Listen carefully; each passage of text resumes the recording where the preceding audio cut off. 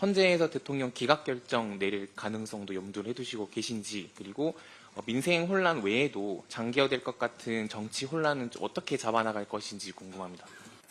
제가 말씀드렸던 것처럼 지금은 다시 더 큰 혼란의 문이 열렸다. 이제 작은 산을 하나 넘었지만 더 큰 산이 기다리고 있다라고 말씀드린 이유가 바로 윤석열 대통령의 태도 때문입니다. 자신의 잘못을 전혀 인지하지 못하고 있습니다. 제가 보기에는 알면서도 모르는 척하는 게 아니라 모르는 것 같습니다. 자신의 잘못은 하나도 없다. 국민들이 오해한 것이다. 누군가의 선동에 의한 것이다. 라고 생각하고 끝까지 싸우겠다.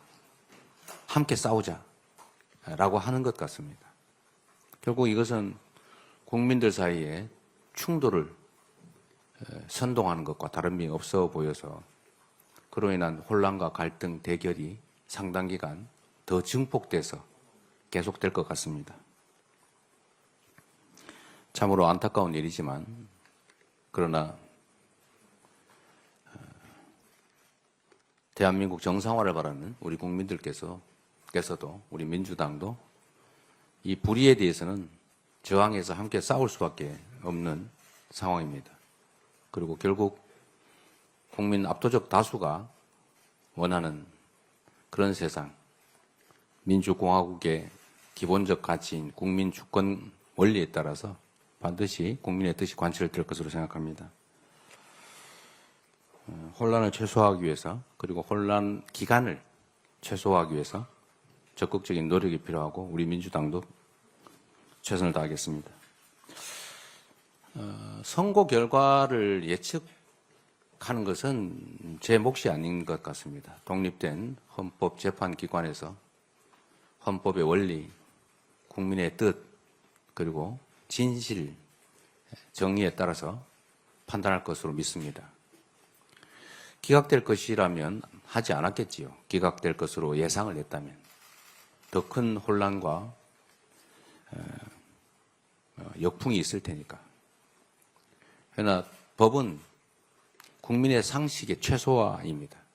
상식이 최소화된 것이 법이지요. 우리 국민들께서 건전한 상식으로 이게 맞는 말이야 라고 생각하는 것이 바로 법입니다. 또 법은 그래야 합니다.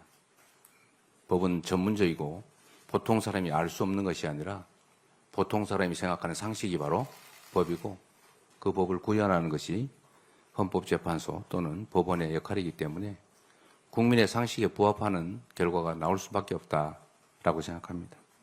여당이 들어올 수 있도록 최대한 설득할 것인지 어떻게 좀 하실지 구상이 궁금합니다. 여당의 입장, 지금 이제는 여당이 아니죠. 국민의힘. 여당, 야당 안 했으면 좋겠습니다. 여당은 사라졌죠. 야당도 없습니다. 국민의힘의 입장은 변화될 것으로 생각합니다. 실제 그래야 됩니다. 이전에는 국민의힘 소속 당원이 대한민국 대통령으로서 행정 권력을 행사하고 있었지만 이제는 그 대통령이 직무가 정지된 상태입니다. 직무정지라고 하는 것은 무슨 대리 체제가 아니라 그냥 대통령이 없어진 상태와 같은 거죠.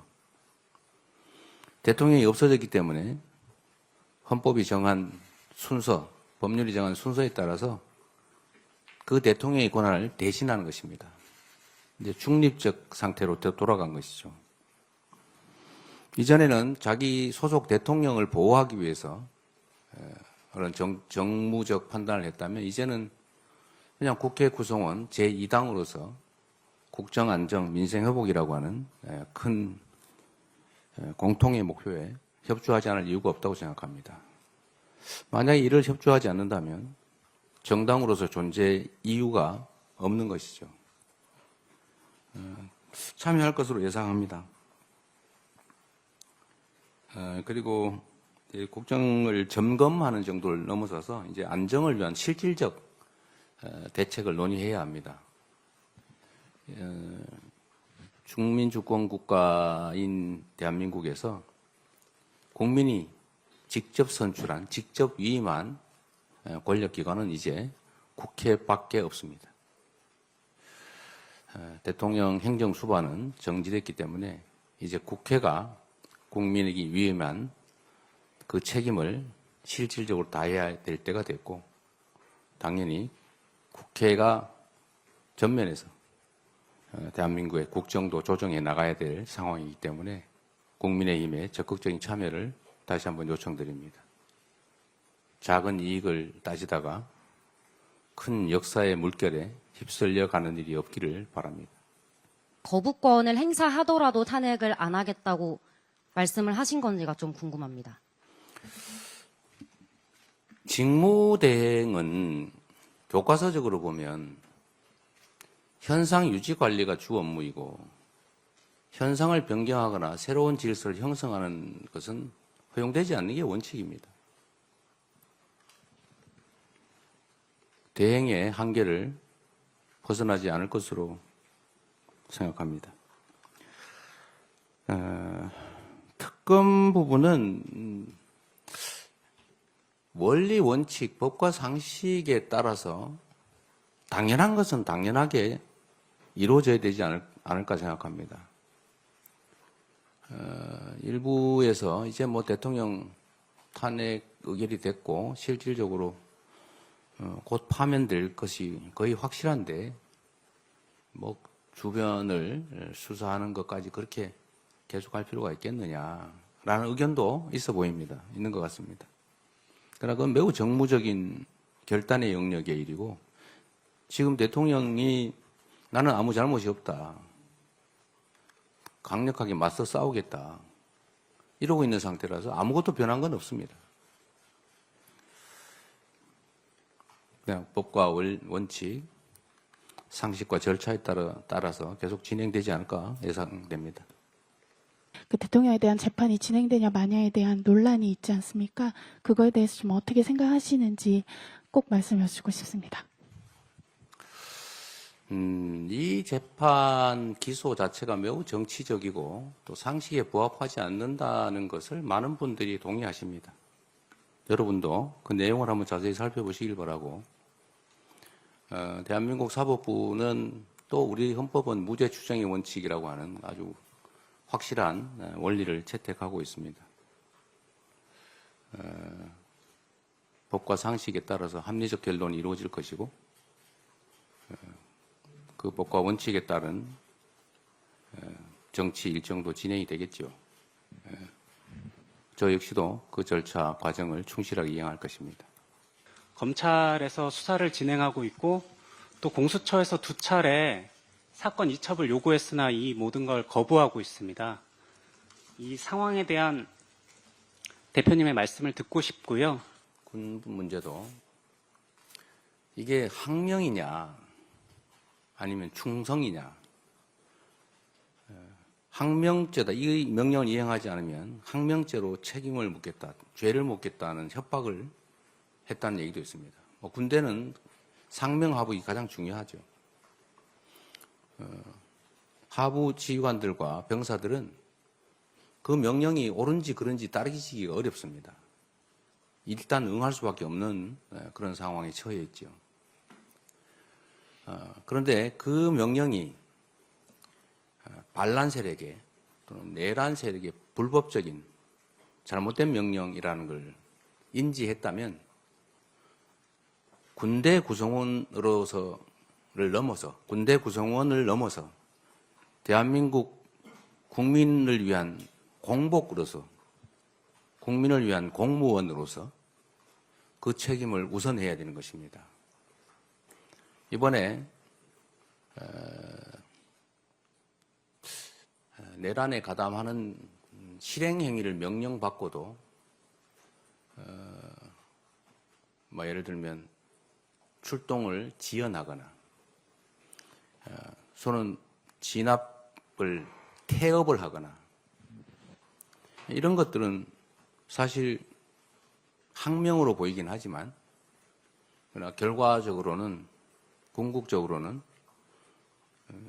국민에 대한 봉사자로서의 공직자의 책임을 다한 것이죠. 어쩔 수 없이 명령에 따라 출동을 했지만 그 명령을 제대로 이행했더라면 사실 오늘의 이 대한민국은 존재하지 않을 것입니다. 여러분과의 기자회견도 있을 수가 없었겠죠. 그들은 항명을 한, 그러나 국가에 충성한 그들에 대해서는 벌이 아니라 상이 주어져야 됩니다. 정확하게 진상을 규명하고 그에 따라서 실질적 책임이 있는 고위직 지휘관들을 빼고 그들에게 적극 가담한 것이 아닌 대부분의 하급 지휘관, 병사들에 대해서는 책임을 물을 것이 아니라 기여 정도에 따라 포상을 해야 될 것이라고 생각합니다. 특검은 계속 추진하는 건지 여쭙습니다. 특검은 해야죠. 이 수사기관이 지금 세 곳이 경쟁적으로 수사를 하고 있고 또 그로 인한 혼란도 적지 않기 때문에 통합을 해야 되고 특히 공수처의 적법한 요구를 경찰과 검찰이 불응하는 것은 이것 역시 매우 온당치 못한 상태입니다. 법대로 해야죠. 응하여야 한다고 돼 있지 않습니까? 근데 불응하고 있죠. 나라의 기강이 무너진 것입니다. 이 있을 수 없는 일이죠. 그 점을 해결하기 위해서라도 특검을 해야 됩니다. 그리고 그 특검 때문에 수사나 공소유지가 지연되거나 잘못되지 않을 겁니다. 그간의 수사를 다 취합해서 그 수사 결과 위에 추가의 수사를 또는 기소, 공소유지를 해나가면 되니까 문제가 없을 것입니다. 정말로 나라의 기강이 무너졌습니다. 검찰이든 경찰이든 법 질서를 유지하는 게 제일 큰 존재 이유인데 그 법 질서를 스스로 훼손하고 있습니다.